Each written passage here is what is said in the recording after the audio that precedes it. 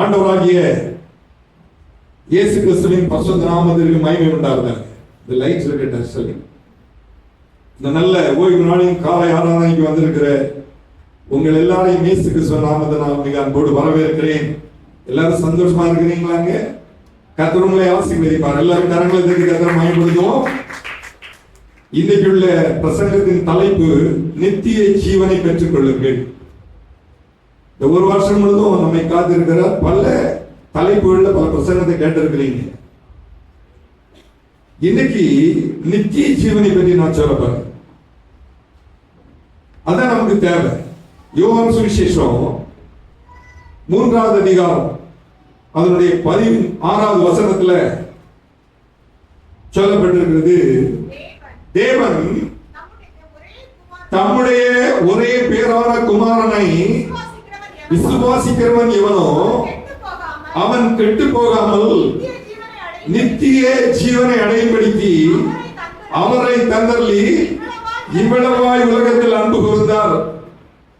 உலகத்தில் ஒரு மனுஷன் பெற்றுக்கொள்ள வேண்டிய மிக சிறந்த தேவ ஈவு உண்டு என்றால் அது நித்திய ஜீவன். நித்தியமாய் தேவனுடைய பிரகாசத்தை அவருடைய இதயத்துக்குள்ளது கொண்டு வருகிறது. நித்திய ஜீவன் என்றால் அது அழியாதது, அது மாறாதது. நித்திய ஜீவன் என்ற வார்த்தை மிக மிக ஆழமாக அவனை நடத்தி கடைசி தேவனுடைய ராஜ்யத்துக்குள் கொண்டு செல்லக்கூடிய அளவற்ற தேவனுடைய கிருபையை குறிக்கிறது. நித்திய ஜீவனை பெற்றுக் கொள்கிறவர்கள் தங்கள் ஆத்மாவிலே ஜீவனோடு என்றென்றும் கர்த்தருடைய ராஜ்யத்தில் பிரவேசிக்கப்படுவார்கள்.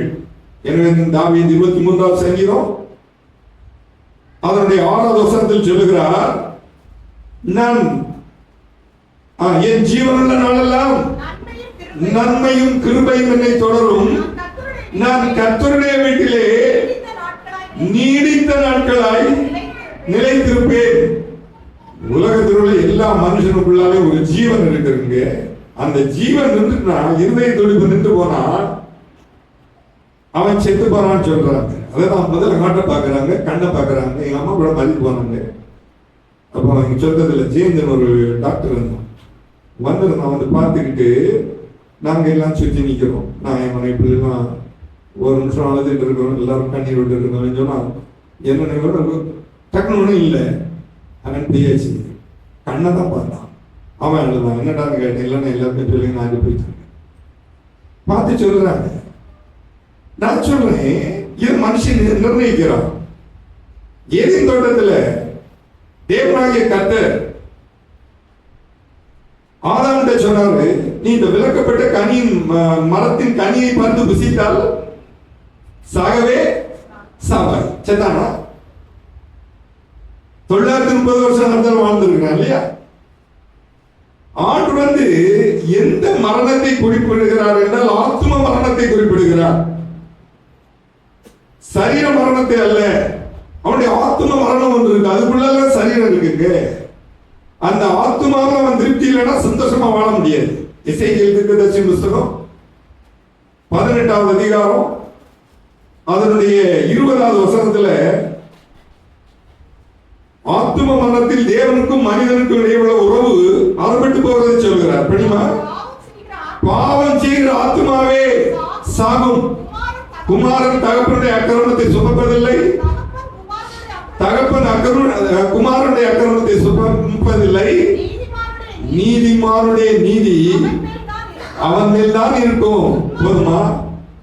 அப்ப நீங்க எல்லாம் நீதிமானா இருக்கணும். அந்த ஆத்மா கர்த்தருக்குள்ளால ஒவ்வொரு நாள் மகிழ்ச்சியா இருக்கணும். இயேசு கிறிஸ்துவுடைய ரத்தம் தான் ஆத்மாவில் நமக்கு ஒரு புதிய உயிர்ப்பிக்க, நமக்கு ஒரு பெரிய உயிர்ப்பை தருகிறது. அவருடைய ரத்தம் இல்லாமல் நம்ம வாழ முடியாது. கல்வாரி மலையில் ஆண்டவர் அடிக்கப்பட்டார். அக்கிரமங்களின் நிமித்தம் நாம் மறிக்க வேண்டிய நமக்காக அவர் மரித்தார். அவர் மனிதனால நமக்கு வெளிச்சம் வந்தது, நமக்கு ஜீவன் வந்தது, நமக்கு ஒரு உயிர் வந்தது. மரணமில்லாத பேரின்ப வாழ்க்கை கல்வாரி மலையில அவர் நமக்கு சம்பாதித்து தந்தார். அப்ப நம்ம முதல்ல அந்த நித்திய ஜீவனை பற்றி தெரியணும். அது என்னன்னா நித்திய ஜீவனை பெற்றுக்கொள்ளுங்கள் தலைப்பு தான் நான் பேசுறேன். எவ்வளவு முகவுறது அங்கே இயேசு சொன்னார். மத்தேயு சுவிசேஷம் அதனுடைய 10வது அதிகாரம் 28வது வசனத்துல, ஆத்துமாவை கொல்ல வல்லவர்களாய் இராமல் சரீரத்தை மாத்திரம் கொல்லுகிறவர்களுக்கு நீங்கள் பயப்பட வேண்டாம். ஆத்துமாவையும் சரீரத்தையும் நரகத்திலே அழிக்க வல்லவருக்கு. நமக்கெல்லாம் ஒரு பயம் இருக்குங்க, மனுஷன் என்ன பண்ணிடுவானோ, என்ன கொண்டு விடுவானோ. ஆண்டு சொல்ல வேண்டாம், பயப்படாத. ஆத்துமாவையும் சரீரத்தையும் ஒருத்தர் கவனிச்சுட்டு இருக்கிறார். மனுஷன் சரீரத்தில் என்ன செய்கிறானோ அதெல்லாம் ஒரு நாள் அவனுக்கு திருப்பி வரும். அவன் சரீரத்தில் செய்த நன்மைக்காவது தீமைக்காவது தக்க பலனை அடையும்படிக்கு தேவனுடைய நியாயசனத்துக்கு முன்பாக இருக்கணும். அதான் நம்ம பயந்து வந்து ஆண்டு சம்பந்தத்தில் இருக்கிறோம். அவர் எனக்கு ஆத்மாவுக்கு ஒரு மேலான நித்திய ராஜ்யத்தை வைத்திருக்கிறார், எனக்கு தரணும்னு. நீங்க தேவனுடைய பிள்ளைலாம் இந்த உலகத்துல உண்மையா வாழ்ந்து இருக்கிறாங்க, நல்ல ஊழியம் செய்து இருக்கிறாங்க. அவங்களுக்கு பேர் வேணும், புகழ் வேணும். ஓ பாஸ்டர் நீங்க நல்ல பிரசங்கம் பண்ணீங்க, பெரிய ஆளு, இதெல்லாம் அவங்க எதிர்பார்க்கவே இல்லைங்க.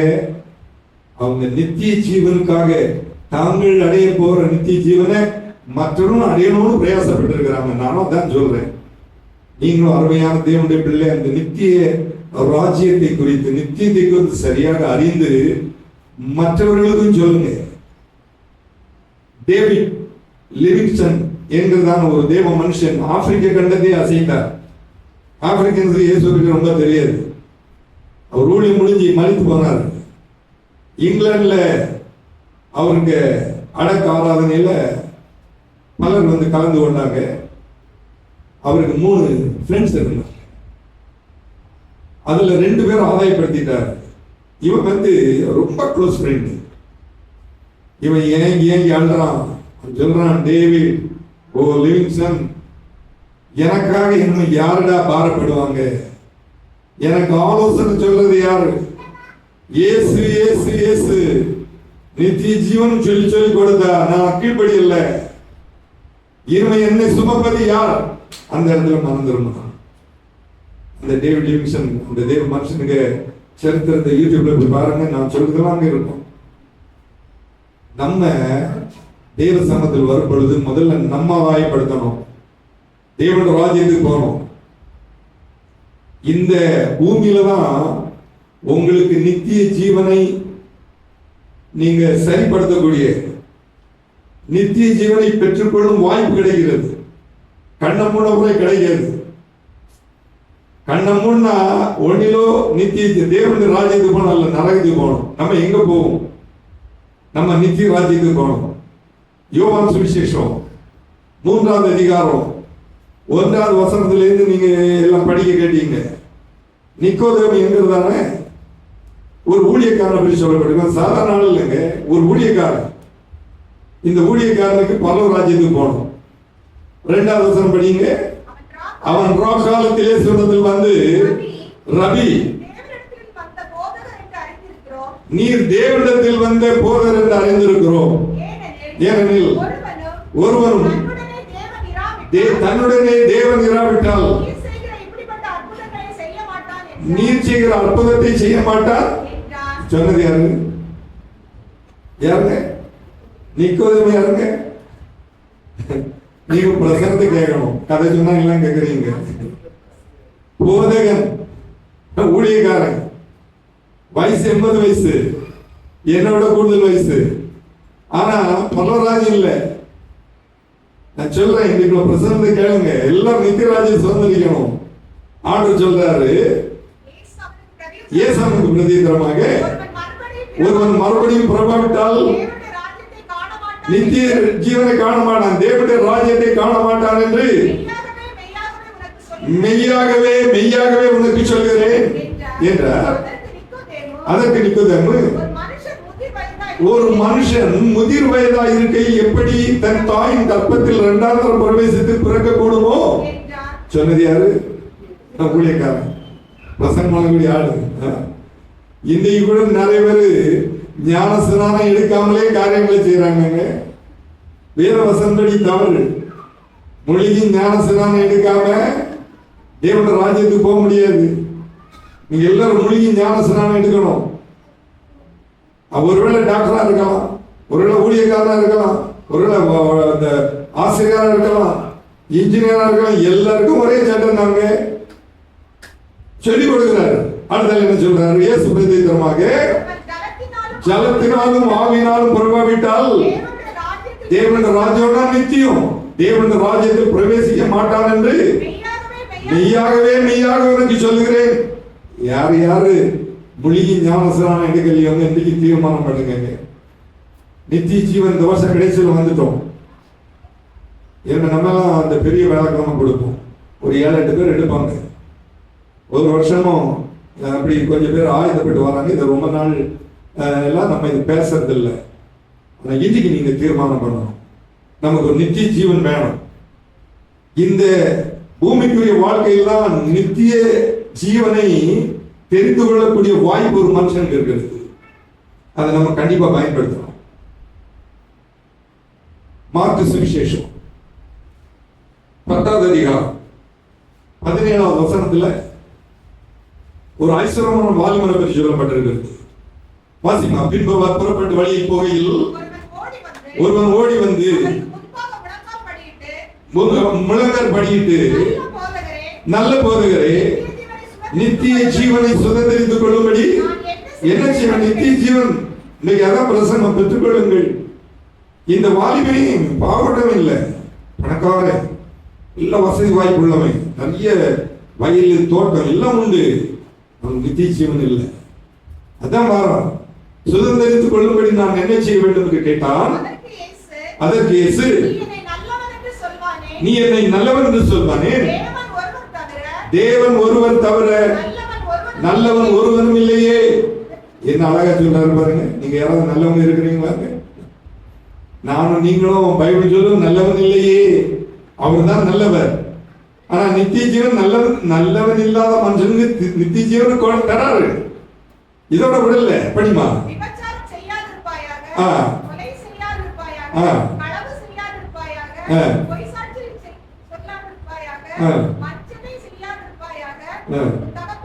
தகப்பனையும் தாயும் கனம் பண்ணுவார்கள் கற்பனையை. இதுல ஏதாவது ஒண்ணு நம்ம எல்லாம் சிக்கப்பட்டு போயிருக்கிறோம், போய் சாட்சி சொல்றோம். ஏதோ ஒண்ணு இவன் இது கூட இல்லைங்க, நல்ல பைபிள் தெரிஞ்சவன். படிமா. அதற்கு அவன், போதகரே, இவைகளை எல்லாம் என் சிறு வயது முதல் கை கொண்டிருக்கிறேன். நல்ல தாய் தப்ப நல்லா வளர்ந்துருக்கிறாங்க. பிள்ளைகளை எல்லாரும் நல்லா வளர்க்கணுங்க. ஆலயத்துக்கு கூட்டிட்டு வரணும். பிள்ளைகளை சோம்பேறிகளா விடக்கூடாது. காலையில் ஏதாவது நோய் நாள் சாப்பிடணும், இல்லைன்னா ஆராதனை முடிஞ்சுதான் ஏதாவது செய்யணும். நம்ம விசுவாசம் செய்யணும்.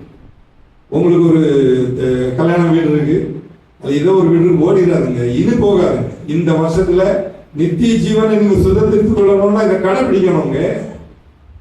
இவன் சொல்றான், போதகரே, இவைகள் எல்லாம் நான் சிறு வயது முதல் கை கொண்டிருக்கிறேன். என்ன பெரிய அப்ப பைபிள் தெரியாதவங்க? 10 கற்பனை யாரும் கடைபிடிக்க முடியாது. இவன் சொல்றான், கடைபிடிச்சிருக்கிறேன்.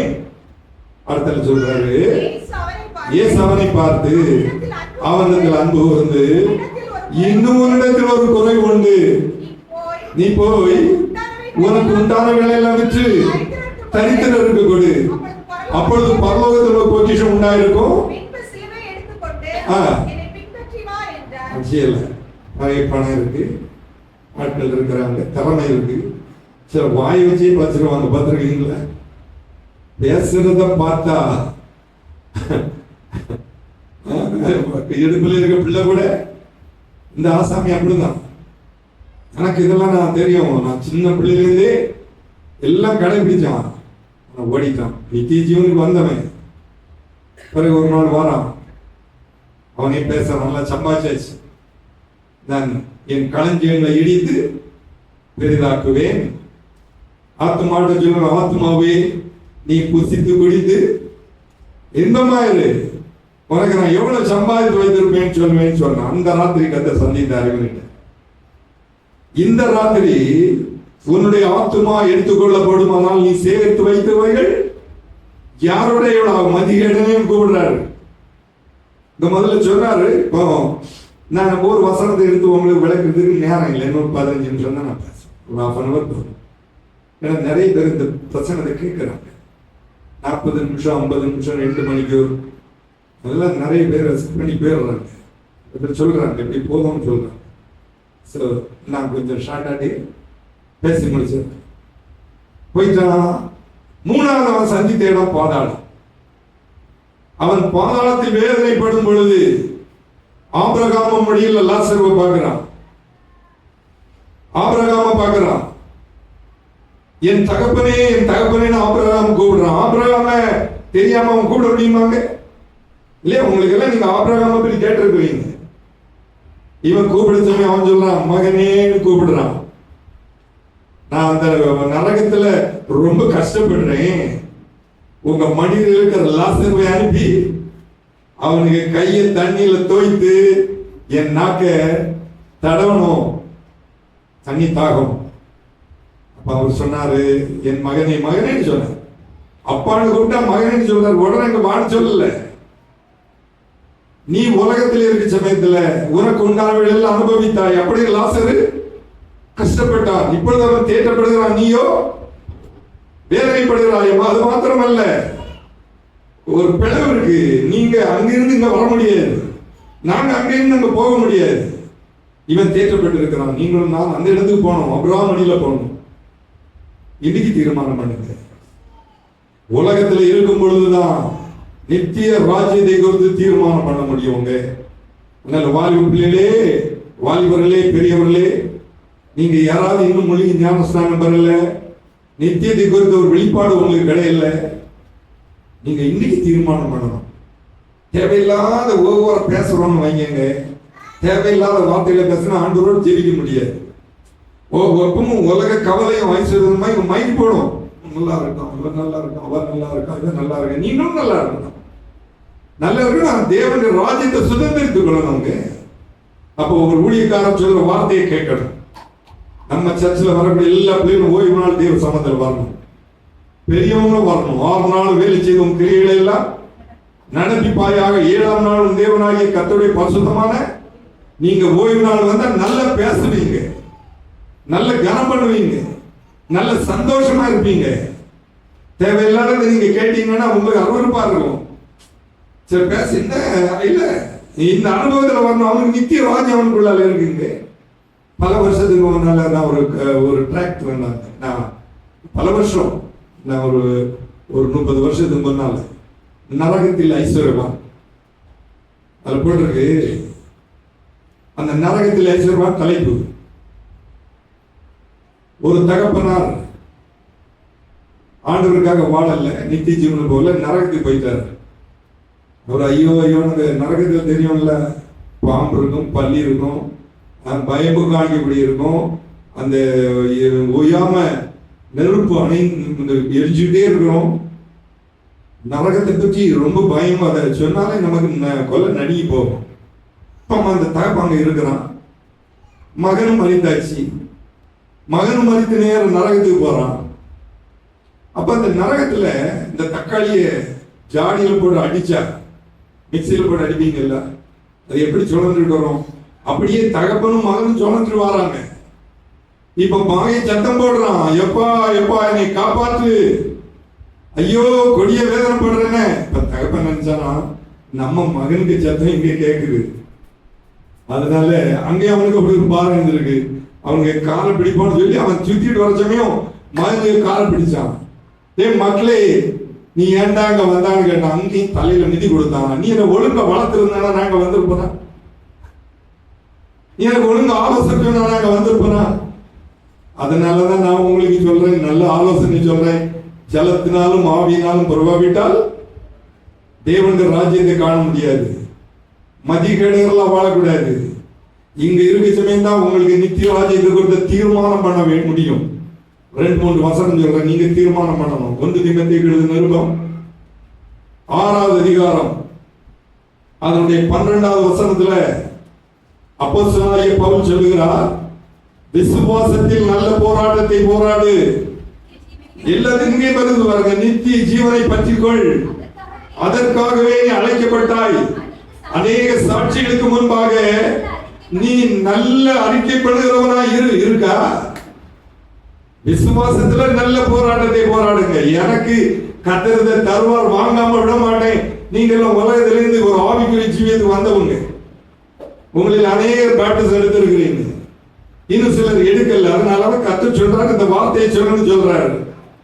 நித்திய ஜீவனை பற்றிக்கொள். உங்களுக்கு இன்னைக்கு ஒரு அசைக்க முடியாத ஒரு தீர்மானம் வேணும். நான் நித்திய ஜீவனை பற்றி கொள்ளுவேன். இந்த ஒரு அனுபவம் இருந்ததுன்னா இதுக்குதான் அழைக்கப்பட்டிருக்கிறோம். எனக்கு நம்பிக்கை இருக்கு, நான் இறந்த பரவராஜ்யத்துக்கு போவேன். நான் இருக்கிறதெல்லாம் என் மனைவி, பிள்ளைகள், என் மருமக்கள் எல்லாம் வரணும்னு ஆசை இருக்கு. உங்களுக்கு ஆசை இருக்காங்க? ஏதோ உலகத்தில் வாழ்ந்துட்டு அப்படி இல்லை. நம்ம இங்க எப்படி குடும்பமா இருக்கிறோமோ அப்படி அந்த ராஜ்யத்துக்கு போகணும். அப்ப அந்த வாய்ப்பை கர்த்தர் நமக்கு இன்னைக்கு கொடுத்திருக்கிறார். பவுல் உறுதிப்படுத்தி இருக்கிறார், விசுவாசத்தில் நல்ல போராட்டத்தை போராடு, நித்திய ஜீவனை பற்றிக்கொள். நம்ம அழைப்பு அதுதான் அழைக்கப்பட்டிருக்கிறோம். இவ்வளவு பணமும் பொருளும் வாசியும் ஒன்று நமக்கு சமாதானம் தராதுங்க. சமாதானத்தை எந்த விலையும் கொடுத்து வாங்க முடியாது. நித்திய ஜீவனுக்கு எவ்வளவு பணம் கொடுத்தாலும் வாங்க முடியாது. நீங்க தீர்மானம் பண்ணணும், நீங்க அதுக்கு உங்களை ஒப்பு கொடுக்கணும்னு ஒரு வசனம் படிங்க. 6வது அதிகாரம் 19வது வசனம் படிமா. நித்திய ஜீவனை பற்றி கொள்ளும்படி வருங்காலத்திற்கு தங்களுக்கு நல்ல ஆகாரத்தை பொக்கிஷமாக வைக்கவும் அவர்களுக்கு கட்டளையிடு. அதாவது இந்த நியூ டெஸ்டமென்ட்ல தான், புதிய ஏற்பாட்டுல தான் நித்திய ஜீவனை பற்றி நிறைய சொல்லப்பட்டிருக்கிறது. நித்திய ஜீவனை பூமி கொண்டு வந்தது யாரு? ஆண்டவராகிய இயேசு கிறிஸ்துங்க. கல்வாரி மலையில் அடிக்கப்படுறாரு. 2 பக்கத்துல 2 கள்ளமார் இருக்கிறாங்க. ஒருத்தனுக்கு கொஞ்சம் வாக்குகளும் அதிகம் கேள்வி பண்றான். இன்னொருத்தன் உம்முடைய ராஜ்யத்தில் வரும் பொழுது அவர் சொல்றாரு, இன்றைக்கு நீ என்னோடு கூட பரதேசில் இருப்பாய். ஒருவரும் கெட்டு போறது ஆண்டவர் சித்தமே இல்லை. இந்த வேதத்துல நிறைய வசனங்கள் இருக்குங்க. அதுல பெஸ்ட் வசனம் யோவான் 3:16 என்ன சொல்லப்பட்டிருக்கு படிமா ஒரு மொழி கூட. இன்றைக்கு நம்ம பிரசங்கத்தின் தலைப்பே தான், தேவன் தம்முடைய ஒரே பேரான குமாரனை விசுவாசிக்கிறவன் எவனோ அவன் கெட்டு போகாமல் நித்திய ஜீவனை அடைபடுத்தி அவரை தந்தள்ளி இவ்வளவாய் உலகத்தில் அனுபவம் தான். நம்ம யாரும் கெட்டு போறது எப்படி சித்தமாக. எனது அருமையான தேவனுடைய பிள்ளைகளே, இந்த காலை நேரத்தில் கர்த்தர் உங்களோடு சின்ன ஒரு ஊழியக்காரன் மூலமாக பேசுகிறார். நீங்க தீர்மானம் பண்ணுங்க, தேவனுக்கு பிரியமான காரியங்களை செய்யுங்க. 3 காரியத்தை சுருக்கமா சொல்லுவோம். 1, இயேசுவை அறிகிறது நித்திய ஜீவன். 1 யோவான் நிருபம் யோவான் சுவிசேஷம் 17வது அதிகாரம் 3வது வசனம் படிங்க. யோவான் சுவிசேஷம் 17வது அதிகாரம் 3வது வசனம். ஒன்றான மெய் தேவனாகிய உம்மையும் நீர் அனுப்பினவராகிய இயேசு கிறிஸ்து அறிவதே. இயேசு அறிந்திருக்கிறீங்களான்னு பாருங்க. இயேசு அறிந்தீங்கன்னா அவருக்கு குணநலங்கள் எல்லாம் நமக்கு வரணும். ரொம்ப நல்ல அப்பா. இயேசுவேன்னு கூப்பிட்டா மக்களையும் கூப்பிடாம விட மாட்டாருங்க. அவ்வளவு நல்லவருங்க. ஒன்றான மெய் தேவனாகிய உம்மையும் நீர் அனுப்பினவராகிய இயேசு கிறிஸ்து அறிவதே நித்திய ஜீவன் நமக்கு வேணும். இதை கொண்டு வந்ததே அவர் தான். அப்ப அவர் நம்மளத்துல என்ன எதிர்பார்க்கிறார்? என் பிள்ளை என்கிட்ட வரணும். பிலிப்பியர்கள் 3வது அதிகாரம் 10-11வது வசனத்துல பவுல் சொல்கிறார், இப்படி நான் அவரையும் அவருடைய உயிர்த்தெழுதலின் வல்லமையும் அடையும் அவருடைய பாடுகளின் ஐக்கியத்தையும் அறிவதற்கும் அவருடைய மனத்துக்கு ஒப்பான மனத்துக்குள்ளாகி எப்படியாயினும் நான் மரித்தொருந்து உயிரோடு இருப்பதற்கு எப்படி நம்ம தகுதியாகும் படிக்கும்.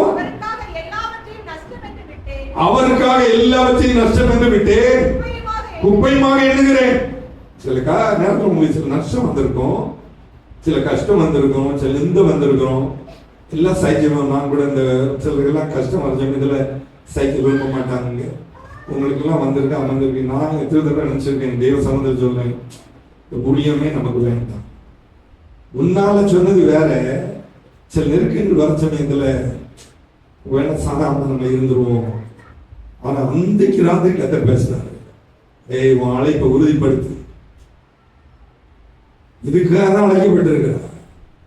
என் நிமித்தம் நிந்தித்து துன்பப்படுத்தி பலவித தீமையான மொழிகளையும் உங்கள் மேல் பொய்யை சொல்வார்களானால் பாக்கியவான்களாக இருப்பீர்கள், சந்தோஷப்பட்டு கல்விகள். நித்திய ஜீவனை பெறுகிறவனுக்கு சில நெருக்கங்கள் வரும், உங்களுக்கும் வரும், சில துன்பங்கள் வரும், சில உபத்திரவங்கள் வரும்.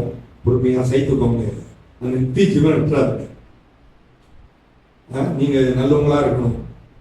பெரியவங்களுக்கு சொல்றேன், பிள்ளைகளுக்கு இந்த அனுபவத்தை சொல்லுங்க. 2 ஆத்துமாவை ஆதாயப்படுத்துங்க.